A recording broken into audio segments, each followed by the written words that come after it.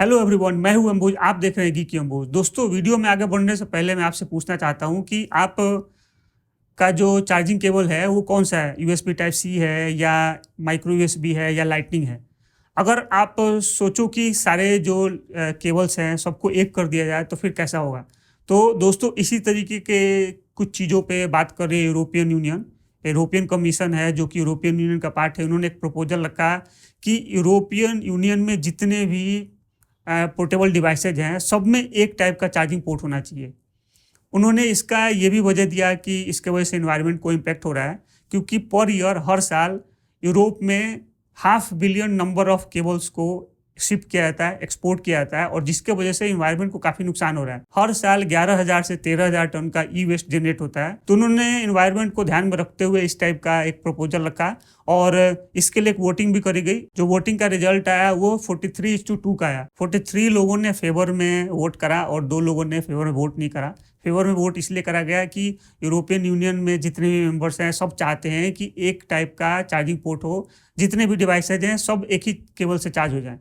अब जो जो चार्जिंग पोर्ट है उसमें उन्होंने जब पोर्टेबल डिवाइसेज के बारे में बात करा, उसमें टैबलेट के बारे में बात करा, हेडफोन्स के बारे में बात करा है, पोर्टेबल स्पीकर के बारे में बात करा है, जो गेमिंग कंसोल होते हैं उसके बारे में बात करा है, कैमरे के बारे में बात करा है। ये जो सारे डिवाइसेज हैं सब में अगर सेम टाइप का एक ही टाइप का चार्जिंग केबल मिल जाए तो सोचो आपको बहुत सारे केबल्स परचेज करने की जरूरत नहीं पड़ेगी।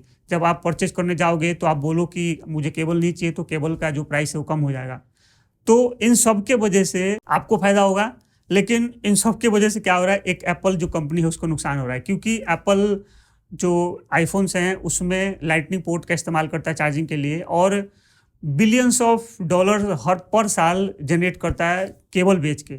तो एप्पल के जो केबल्स हैं वो नहीं बिकेंगे, क्योंकि आप भी नहीं परचेज करोगे, मैं भी नहीं परचेज करूँगा। मुझे पता है कि अगर यूएसबी टाइप सी से चार्ज हो जाएगा मेरा आईफोन तो मैं उसको परचेज बिल्कुल नहीं करूंगा, क्योंकि अननेसेसरी का पैसा क्यों मैं ज़्यादा दूं एप्पल को।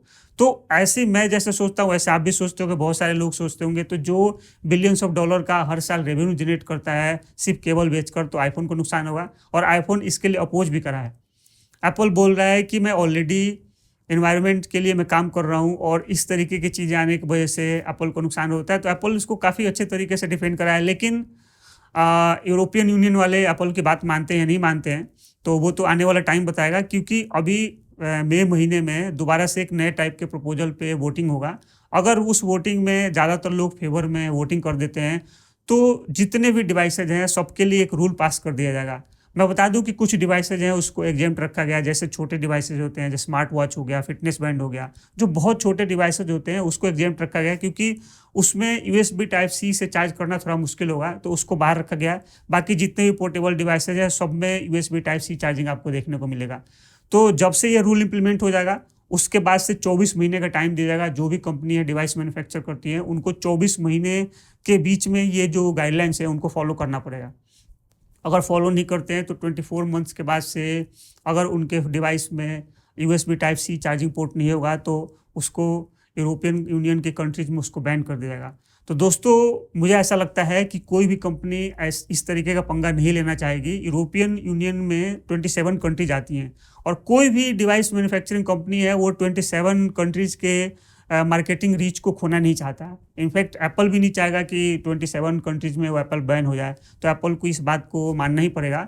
मैं बता दूं कि 2009 में इसी तरीके का एक प्रपोजल रखा गया। उस समय जो कंपनी थी, उस समय बड़ी कंपनी थी, एप्पल, हुआवे, नोकिया, सैमसंग, इस तरह की कंपनी थी। उन्होंने एक प्रपोजल रखा और उस प्रपोजल में एक वॉलंटरी एग्रीमेंट पे साइन करा गया, और एग्रीमेंट में था कि एक कॉमन स्टैंडर्ड फॉलो करा जाएगा। कॉमन स्टैंडर्ड का मतलब कि जो भी चार्जिंग पोर्ट उस समय कॉमन था, उस समय जो 2009 के हिसाब से micro USB charging port common था।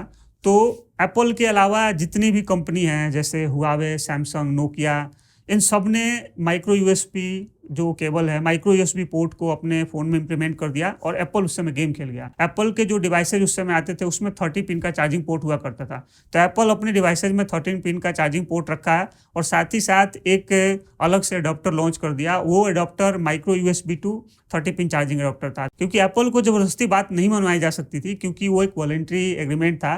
लेकिन अभी ये कंप्लीटली रूल बन जाएगा, लॉ बन जाएगा, तो एप्पल को ये फॉलो करना ही पड़ेगा।